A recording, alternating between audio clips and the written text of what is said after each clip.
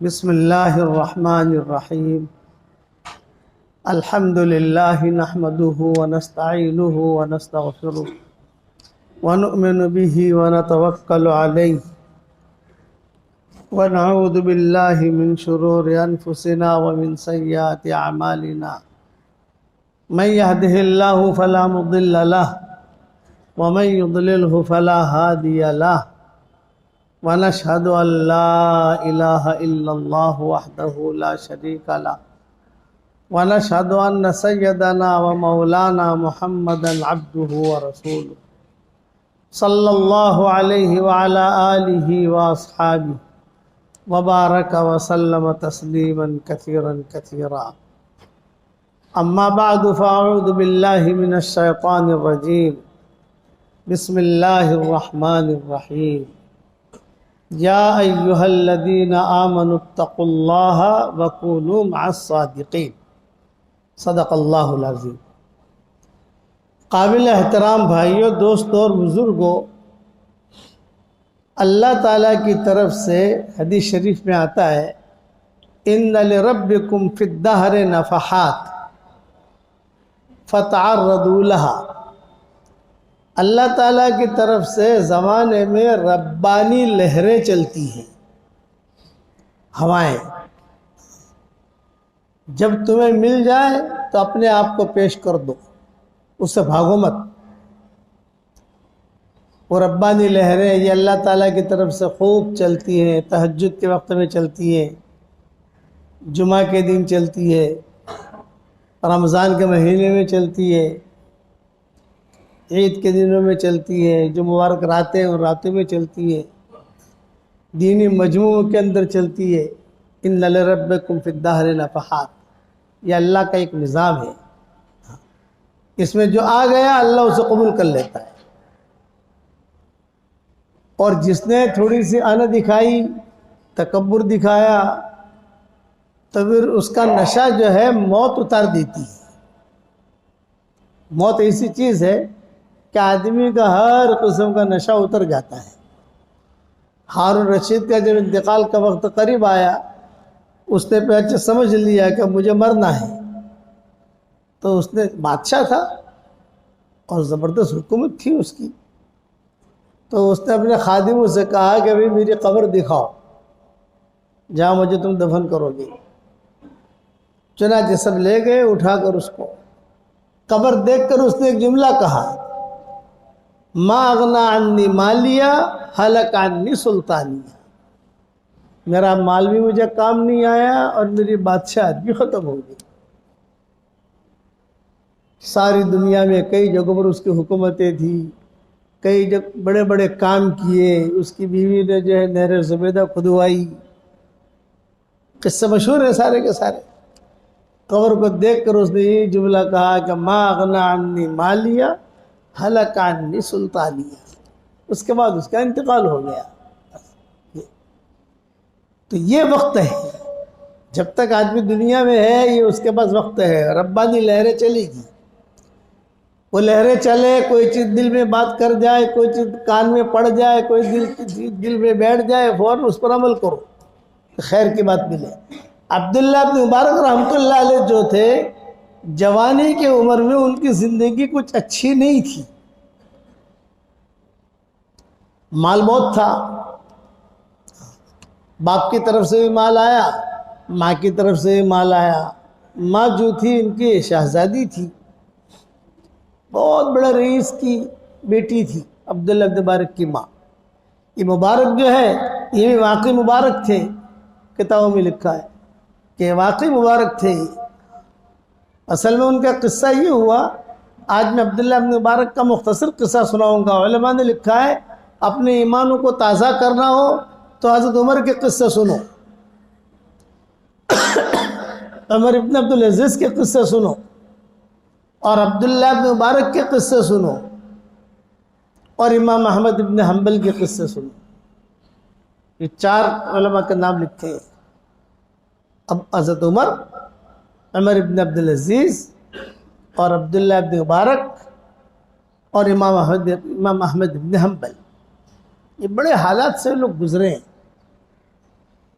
تو ان کے والد جو تھے مبارک یہ غریب آدمی تھے، تو مال نہیں تھا ان کے پاس. یہ سمندر کے کنارے جیسے لوگ ٹہلتے ہیں ویسے ٹہلتے تھے. یہ ایک سیب انہیں نظر آ گیا، سیب کھا لیا انہوں نے، سمندر میں تیرتا ہوا آ رہا تھا، کھا لیا انہوں نے.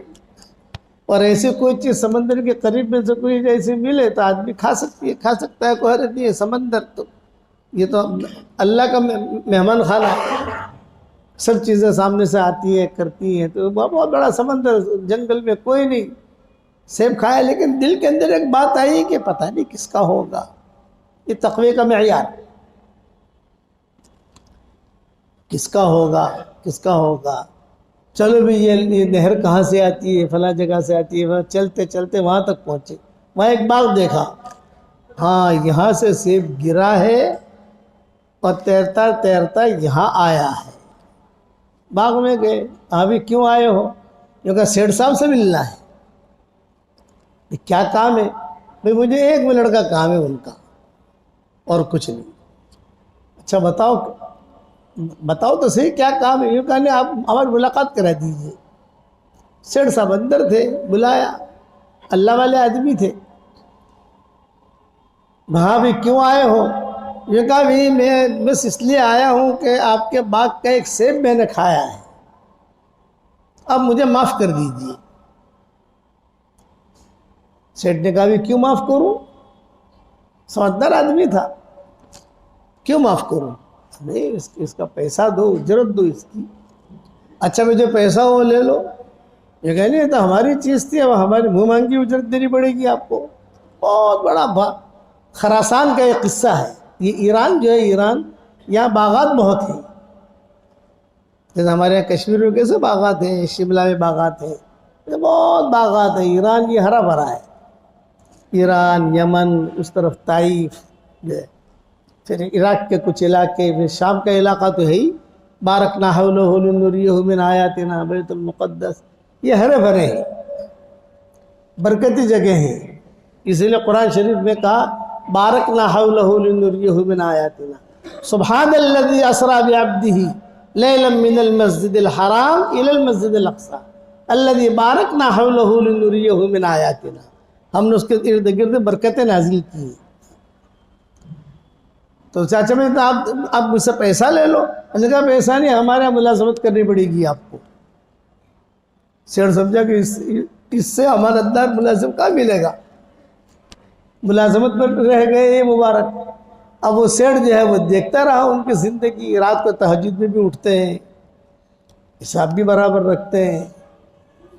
تو سیٹھ کی ایک لڑکی تھی، کوئی اولاد نہیں. اپنی بیوی سے مشورہ کیا. یہ کہا بھی کیا کریں، بچی کے لیے کوئی ان کا داماد تو چاہیے اپنے کو. یہ لڑکا بہت اچھا ہے، ماں نے کہا بہت اچھا، بچی نے بھی کہا بہت اچھا. شادی ہو گئی. اس سے جو ہے عبداللہ مبارک پیدا ہوا. اب مال بہت تھا، ماں کی طرف سے مال آیا، پھر باپ کی طرف سے بھی آیا. تو باپ وہ جو ساس سسر جو تھے وہ تو انتقال ہو گیا ان کا. اب یہ مال بہت آیا تھا. جوانی کے اندر انہوں نے مال کو غلط جگہ لگانا شروع کیا. عبداللہ بن مبارک نے. ایک لڑکی تھی خراسان میں، وہ بھی خاندانی تھی، یعنی پاک صاف مال تھا.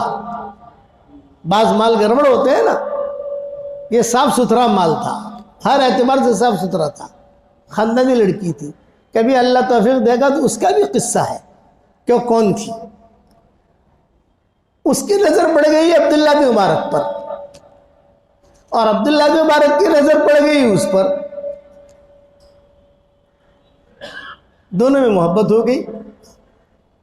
جیسے سلمہ کی نظر پڑ گئی ہاشم پر، اور ہاشم کی نظر پڑ گئی سلمہ پر.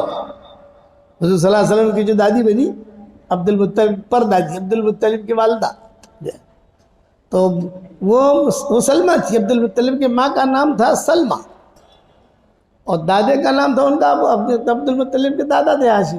کہ بازار میں جیسے جاتے تھے تو وہ نظر پڑ گئی، ہاشم کی نظر پڑ گئی سلمہ پر. وہ کچھ خرید رہی تھی اور سلمہ کی نظر پڑ گئی ان پر.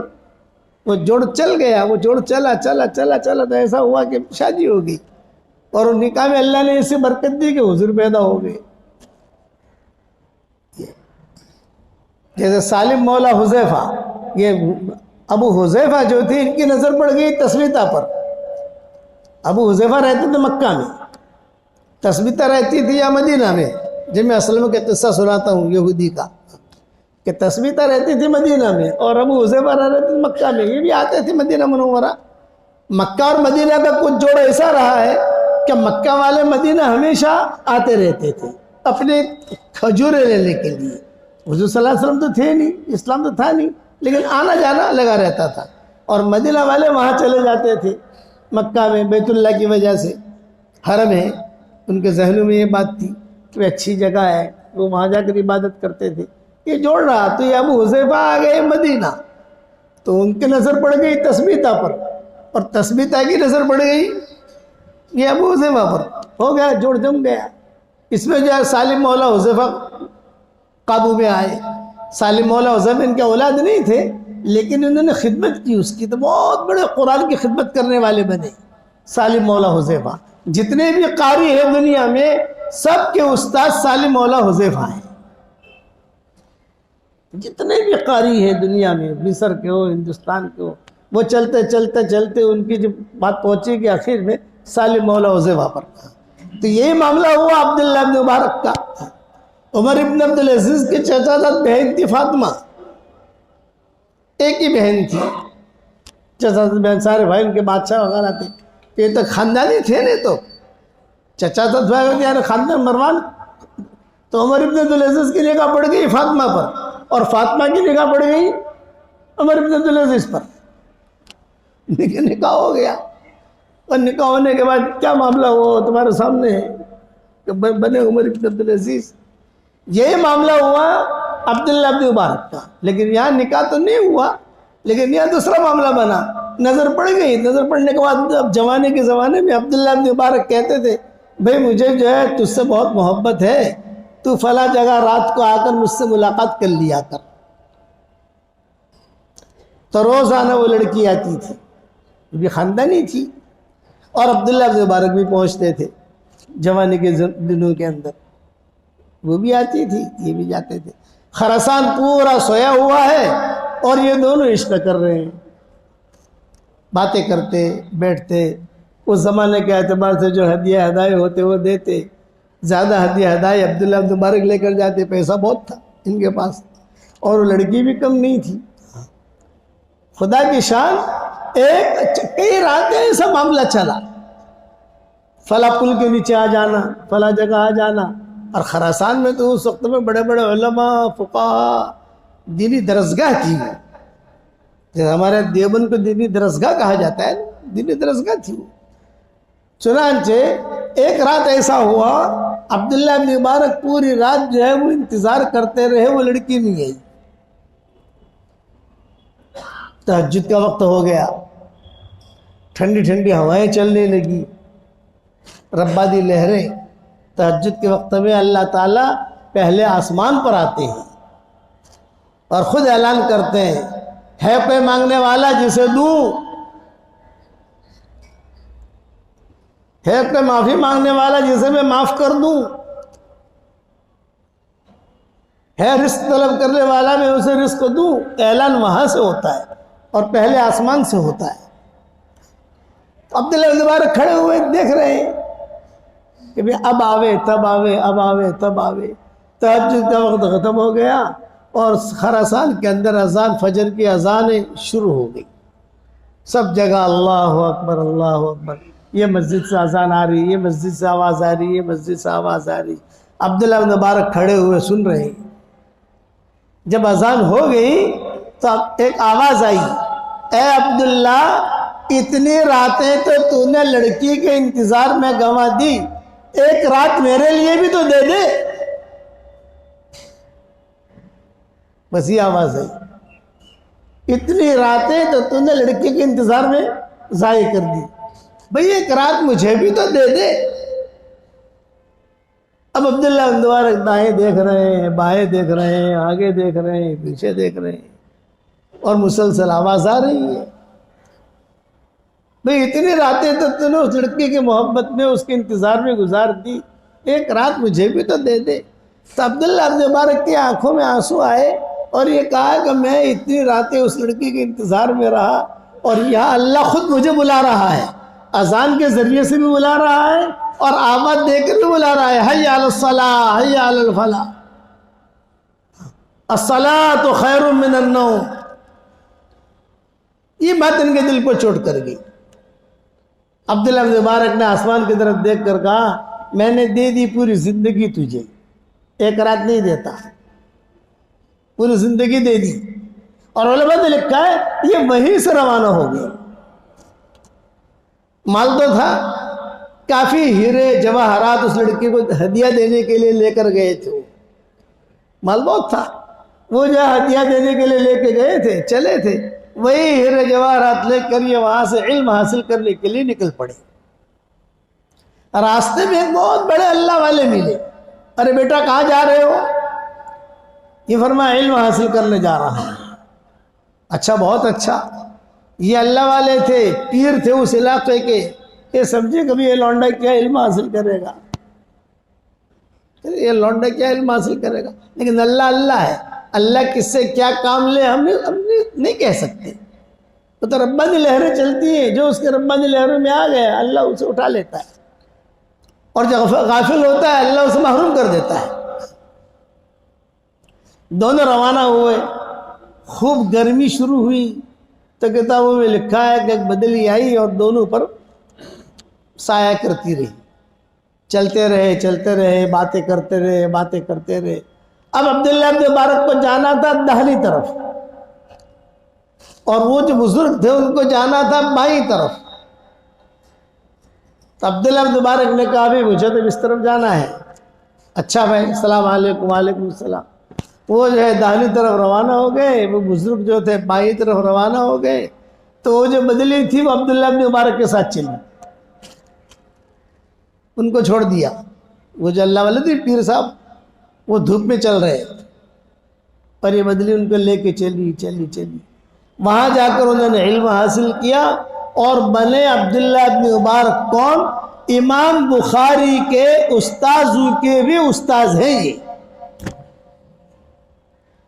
امام بخاری کے استاذ نہیں، امام بخاری کے استاذوں کے استاذ ہیں یہ عبداللہ بن مبارک، اور امام ابو حنیفہ کے خاص شاگردوں میں ہیں۔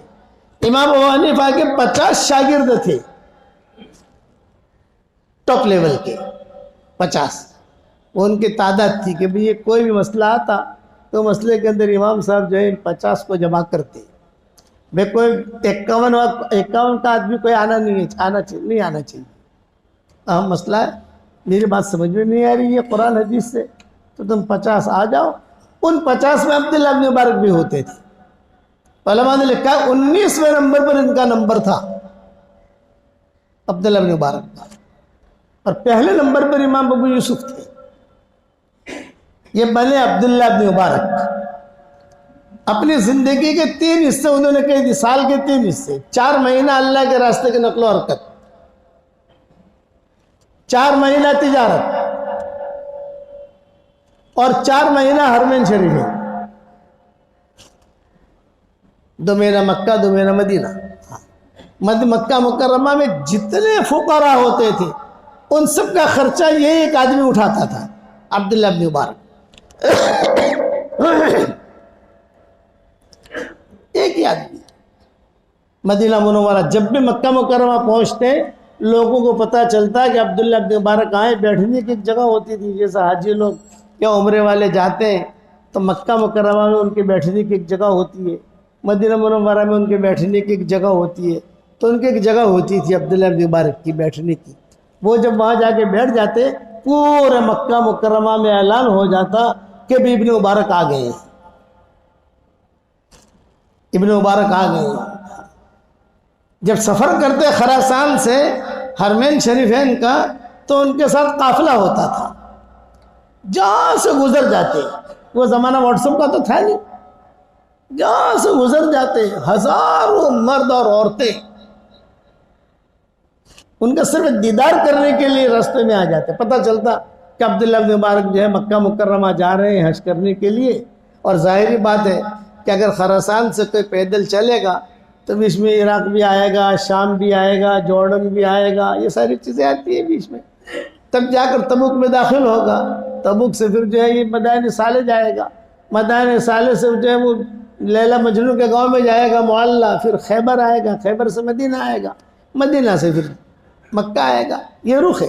مجھے یہ رخ اس لیے معلوم ہے کہ میں نے اس پٹری پر بہت سفر کیا ہے، اس لیے اس کے گلیاں گلیاں مجھے معلوم ہے کہ کہاں سے جانا ہے۔ ڈرائیور کو میں بتاتا تھا یہاں سے اب یوں جانا ہے، اب یوں جانا ہے، اب یوں جانا ہے، یہاں جاؤ گے تو معلّہ آئے گا، یہاں جاؤ گے تو مدینہ مدائن صالح آئے گا۔ ہزاروں لوگ جمع ہوتے۔ ایک مرتبہ میں بغداد سے ہوتے ہوئے آ رہے تھے، بہت بھیڑ۔ ہارون رشید خلیفہ تھا، اس کو ڈر ہوا، کہہ رہے بھئی یہ کیا ہوا، ہنگامہ ہو گیا ہمارے شہر میں، کیا ہوا؟ لوگوں کو پوچھا گیا کہ کوئی ہنگامہ نہیں ہے، عبداللہ بن مبارک آئے ہیں، لوگ ان کے استقبال میں کھڑے ہیں۔ ایمیٹیشن استقبال نہیں تھا۔ ایک تو ایمیٹیشن استقبال ہوتا ہے، آؤ حضرت آ رہے، حضرت آ رہے، حضرت میں کچھ ہو کہ نہ ہو، آپ سمجھے کہ نہیں؟ ایک اللہ کی طرف سے محبوبیت آتی ہے، وہ ان کی محبوبیت اللہ کی طرف سے تھی، یہ ان کی محبوبیت اللہ کی طرف سے تھی۔ وہ لوگ جمع ہو گئے، تب ہارون رشید نے کہا بھی بادشاہ میں ہوں، یعنی بادشاہ تو میں ہوں اس جگہ کا، میری اتنی عزت نہیں ہے، مجھ سے زیادہ ان کی عزت، کہ مجھ سے زیادہ ان کی عزت ذرا دکھاؤں مجھے۔ تو اپنی کھڑکی سے محل سے ہارون رشید نے دیکھا پیچھے جو ہے وہ زبیدہ بھی کھڑی تھی، چنانچہ دیکھا تو عبداللہ بن مبارک جو ہے وہاں کھڑے ہوئے تھے اور لوگوں کو حدیث بیان کرتے تھے۔ اس زمانے میں حدیث بیان کرنے کی ترتیب یہ ہوتی تھی، کوئی مائک، کوئی پنڈال، کچھ ہوتا نہیں تھا، بس جو ہے بھائی عبداللہ بن مبارک آئے ہیں تو جو عبداللہ بن مبارک کھڑے ہو جاتے کچھ اونچی جگہ پر اور کہتے قال قال رسول اللہ صلی اللہ علیہ وسلم، حدیث بیان کرتے۔ سامنے ان کے شاگرد کھڑے ہوتے، وہی حدیث زور سے بیان کرتے، آگے والے سن لیتے، وہی حدیث آگے والے سن لیتے، وہی حدیث آگے والے سن لیتے، یہ ترتیب ہوتی تھی۔ بادشاہ نے حدیثیں سنی ہارون رشید نے، تو ہارون رشید نے کہا کہ سبحان اللہ، حکومت میری اور عزت ان کی، حکومت میری ہے اور عزت ان کی ہے۔ تو زبیدہ سمجھدار تھی، زبیدہ نے کہا ہارون رشید بتاؤ تمہاری حکومت میں مزہ آئے یا ان کی حکومت میں مزہ آئے؟ یہ زبیدہ نے کہا۔ اس پر ہارون رشید روئے۔ پھر بیوی نے کہ زبیدہ نے کہا آپ کی حکومت لوگوں کے جسموں کے اوپر ہے اور ان کی حکومت لوگوں کے دلوں کے اوپر ہے۔ یہ دیکھو کتنا مجمع ہے۔ پھر عبداللہ بن مبارک وہاں بغداد سے روانہ ہوئے تو سارا مجمع انہیں چھوڑنے کے لیے بارڈر تک گیا، اور کئی لوگ تو کہتے تھے حضرت آپ کے ساتھ ہم بھی حج کرنا چاہتے ہیں، تو کوئی ویزا وغیرہ کا تو مسئلہ ہوتا نہیں تھا۔ تو مکہ پہنچتے پہنچتے جو ہے عبداللہ بن مبارک کا قافلہ اتنا بڑھ گیا کہ سارا مکہ بھر گیا۔ یہ خرچ کرنے کا مادہ بہت، کچھ لوگوں جتنے درزی تھے مکہ مکرمہ میں یہ سب عبداللہ بن مبارک ان کو خرید لیتے تھے، درزیوں کو، اور عبداللہ بن مبارک سب کو بلا کر کہتے تھے کہ دیکھو مکہ مکرمہ میں جتنی صالحات ہیں، جتنے صالحین ہیں، ان سب کے جو ہے ناپ لو ترتیب سے، اور سب کے جوڑے میری طرف سے بناؤ، سب کے جوڑے میری طرف سے ہدیہ۔ تو کبھی کبھار کوئی کہتا ہے کہ حضرت بہت خرچہ ہوگا، ہونے دو خرچہ، جب تک وہ پہنیں گے میں اللہ کی حفاظت میں رہوں گا۔ یہ سوچ تھی کہ جب تک وہ پہنیں گے میں اللہ کی حفاظت میں رہوں گا۔ کسی کو کپڑا پہنا تو کپڑا بھی ایسا عمدہ پہناتے تھے کہ جلدی پھٹے نہیں، بعض کپڑا دے کے جلدی پھٹ جاتا ہے نا، وہ ایسا عمدہ کپڑا پہناتے تھے کہ جلدی پھٹے نہیں۔ تو کبھی کبھار ہوتے ہیں نا خدام لوگ، حضرت یہ تو بہت مہنگا ہے، سستا ہے، مہنگے مہنگا دو جو جلدی پھٹے نہیں، جتنے دن چلے گا اتنے دن میں اللہ کی حفاظت میں۔ علماء پر خوب خرچ کرتے ہیں، مدینہ منورہ جاتے ہیں۔ اچھا جب مکہ مکرمہ آتے ہیں، مدینہ منورہ آتے ہیں، تو وہاں کے ائمہ جو ہوتے تھے وہ کہتے تھے کہ الحمدللہ امام الحرم آ گیا، وہی نماز پڑھاتے تھے، دونوں جگہ وہی نماز پڑھاتے تھے. خرچ کرنا 4 مہینہ اللہ کے راستے کے نقل و حرکت، اور 4 مہینہ جو ہے تجارت میں اللہ نے اتنے کپڑے کی تجارت تھی عبداللہ بن مبارک کی. کپڑے کی دکان ان کے بند رہتی تھی، 8 مہینہ دکان بند رہتی تھی، 4 مہینہ کھلتی تھی، 8 مہینہ بند. تو یہود نصارہ کا دور تھا، وہ دور میں بہت اس علاقے میں رہتے تھے. تو یہود نصارہ کی باندیاں جو ہے عبداللہ ابن مبارک کی دکان کے باہر کپڑا خریدنے کھڑی ہے. ارے بھائی کیوں کھڑی ہو تم؟ یہ تو 6 مہینے کے بعد کھولے گا، یہ تو پتہ نہیں زندہ بھی آتا ہے کہ یا اس کی موت کی خبر آتی ہے، پتہ نہیں کہاں ہوگا، اس کا کوئی ٹھکانہ نہیں. نہیں ہم تو یہی رہے، ہمارے سیٹھوں نے کہا ہے بھائی جب بھی کھولے اسی کی دکان سے کپڑا لانا. بھائی کیوں اس کی دکان سے کپڑا لانا؟ جو کپڑا اس کی دکان میں ملتا ہے وہی مارکیٹ میں ملتا ہے. اس کی دکان میں مہنگا ملتا ہے، مارکیٹ میں سستا ملتا ہے.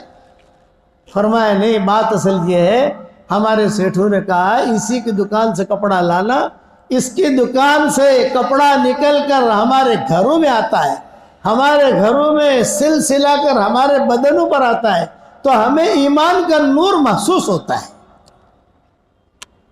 یہ تجارت عبداللہ بن مبارک بہت کتابیں لکھی. کتاب الزہد والرقائق زبردست ان کی کتاب ہے، کتاب الزہد والرقائق. اللہ کے راستے کی نقل و حرکت سے جب واپس آتے تو یہ اپنی بیوی سے کہتے کہ دیکھو میں اللہ کے راستے سے آیا ہوں، تھکا تھکایا، اب میرے جھولے کے اندر جو ہے غبار بھی ہے، میرے جھولے میں کچھ تراشی بھی ہیں. قلم اس زمانے میں قلم ایسے نہیں ہوتے تھے، وہ قلم تراش کر لکھتے تھے، وہ تراشی بھی ہیں، تو ان سب کو جگہ جمع کروں. تب یہ پوچھتی کیوں جمع کروں، یہ تو بہت ہو گئے ہیں تمہارے جھولے میں. یہ فرمایا میرا جب انتقال ہو جائے تو یہ جو قلم کے تراشے ہیں اس کو جلا کر تو پانی گرم کرنا، اور یہ جو اللہ کے راستے کا غبار ہے اس کی ٹکیاں یہ بنانا، 2 ٹکیاں 3 ٹکیاں 4 ٹکیاں. جب ٹکیاں زیادہ ہو جائیں تو اس کے اینٹیں بنانا، اور ان اینٹوں کو میرے ساتھ قبر میں رکھنا. اور اللہ تعالیٰ مجھ سے اگر پوچھے کہ تو کیا لایا ہے، میں ایک ہی بات کہوں گا، تیرے راستے کا غبار لے کر آیا ہوں. یہ عبداللہ بن مبارک جب ان کا انتقال ہوا تو بڑے بڑے فقہا ان کے جنازے میں شریک تھے، خود ان کے اساتذہ بہت تھے. آپ کہاں سے رچی تشریف لائے؟ یہ آپ نے حرام کام کیا، اس کا خیال رکھیں. آپ جہنم کے پل کے اوپر سے آئے ہو. میں سب کے سامنے اس لیے کہتا ہوں تاکہ لوگوں کو عبرت ہو. آج ہمارے پاس شریعت کا علم تو ہے لیکن تربیت کا علم نہیں ہے. جہاں آدمی کو جگہ ملے جمعہ کے دن وہاں بیٹھ جائے. آنا ہے پہلے سب میں پہلے سے آؤ. یہ ہمارے شریعت کا مسئلہ ہے. ان چیزوں میں ہم بہت پیچھے ہیں. برا مت ماننا، ہم مسلمان تو ہیں، ہم مومن نہیں ہیں. اب اس کی تفصیل ہے کیا بتائیں آپ لوگوں کو، اس لیے ایسا کام نہ کرو. حدیث شریف میں آتا ہے جمعہ کے دن جو آدمی اس طریقے سے مسلمانوں کے گردنوں کو فلان کر آوے وہ آدمی جہنم کے پل کے اوپر سے گزر رہا ہے. صحیح حدیث ہے، اس کا کوئی انکار نہیں کر سکتا. یہ تو خیر ہمارے بھائی ہیں، مجھے پہچانتے ہوں گے، یعنی میرے قریبی ہوں گے، ماشاءاللہ سمجھدار آدمی ہے. ان کو دیکھ کر سب کو آپ کی وجہ سے سب کو یہ حدیث پہنچ گئی. کہاں پر بھی ہو یہ کام مت کرو. جمعہ کا دن بہت اہم دن ہے. فرشتے باہر کھڑے رہتے ہیں، کسی نماز میں کھڑے نہیں رہتے، جمعہ کے دن کھڑے رہتے ہیں، لکھتے کون آیا کون آیا کون آیا کون آیا. جہاں امام صاحب یہاں جائیں گے نا وہ فرشتے لپٹ کر جو اوپر چلے جائیں گے. یہ اعظم دن ہے، اس لیے اس دن کا خوب خیال رکھو. اور حدیث شریف میں 3 جمعہ کوئی آدمی اگر غفلت کی وجہ سے چھوڑ دے، شرعی اعتبار سے اس پر جمعہ فرض ہے، اور 3 جمعہ غفلت کی وجہ سے، کسل کی وجہ سے، سستی کی وجہ سے چھوڑ دے تو اللہ اس کے دل کے اوپر گمراہی کی مہر لگا دیتا ہے. غفلت کی چادر اللہ اسے اڑا دیتا ہے. لے بھائی غفلت کی چادر، وہ مہر نکلتی نہیں جب تک کہ 25 کی معافی نہ کر مانگے اللہ معاف کر دے، اللہ معاف کر دے، اللہ معاف کر دے. بس اب یہ مضمون رہ گیا. اب وہ لڑکی والا قصہ رہ گیا. لڑکی کا کیا ہوا؟ یہ ہے وہ لڑکی جس پر عاشق ہوئے تھے. ارے یاد آیا کہ نہیں؟ اب وہ انشاءاللہ جب بھی اللہ توفیق دے گا سنائیں گے انشاءاللہ.